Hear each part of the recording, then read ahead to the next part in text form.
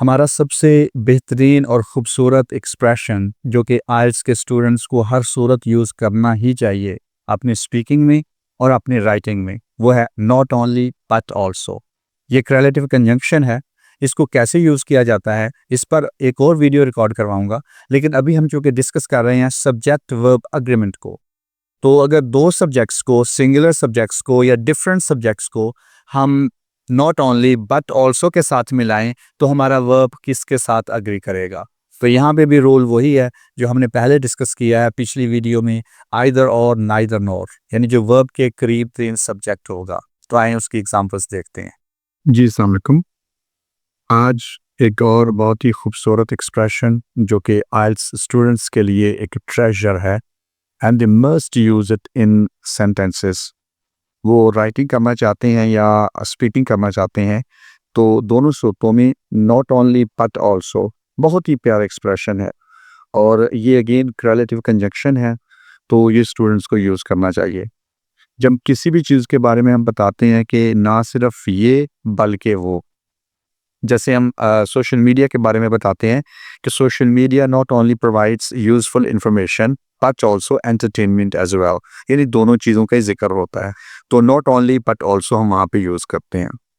अच्छा, अब इसके साथ जो सब्जेक्ट वर्ब अग्रीमेंट होगा, अगर दो डिफरेंट सब्जेक्ट हम यूज़ करते हैं तो फिर किसके साथ होगा। अब देखिएगा, ये हमारे पास स्लाइड है, हम देखते हैं नॉट ओनली बट ऑल्सो। पहले सेंटेंस को देखें ज़रा। नॉट ओनली ही, अब ही है हमारे पास सब्जेक्ट, बट ऑल्सो आई। अब देखिए ही भी सब्जेक्ट है हमारे पास, आई भी है। तो अब वर्ब किसके साथ एग्री करेगा, ही के साथ या आई के साथ। तो इसका भी रूल वही है जो हमने आइदर और नाइदर नॉर वाला पढ़ा है। इसमें भी जो वर्ब है वो अपने करीब 3 सब्जेक्ट के साथ एग्री करेगा, यानी जो सेकंड सब्जेक्ट होगा यूजुअली कहा जाता है, लेकिन करीब 3 सब्जेक्ट के साथ। तो not only he but also I am interested in the offer.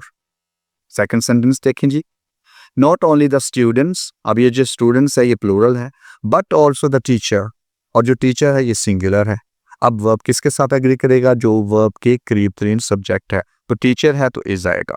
Not only the students but also the teacher is equally responsible for the attendance, for the students attendance. एक और सेंटेंस देखते हैं जी। Not only the mother but also the daughters have played their part. अब mother आता तो mother अगर हमारा सब्जेक्ट होता तो हमने इसके साथ हैज़ लगाना था, लेकिन चूंकि नॉट ओनली बट ऑल्सो के साथ मिलाया गया है और इसमें 2 सब्जेक्ट है हमारे पास, मदर भी है और डॉटर्स भी है। तो डॉटर्स जो है वो करीब 3 सब्जेक्ट है, तो डॉटर्स चूँकि प्लूरल है तो इसके साथ हैव आएगा। अच्छा, इसमें जो स्टूडेंट्स हैज़ और हैव का इस्तेमाल करते हैं, दे शुड मेक श्योर कि सिंगुलर अगर नाउन होगा तो उसके साथ हैज़ आएगा, अगर प्लूरल नाउन आएगा तो उसके साथ हैव आएगा। तो अगर आप ग्रामर सीखना चाहते हैं, ग्रामर के कॉन्सेप्ट सीखना चाहते हैं जो कि बहुत इंटरेस्टिंग हैं, बड़े मज़े के हैं, लेकिन स्टूडेंट्स भागते इसलिए हैं कि उन्हें कॉन्सेप्ट्स का पता नहीं होता।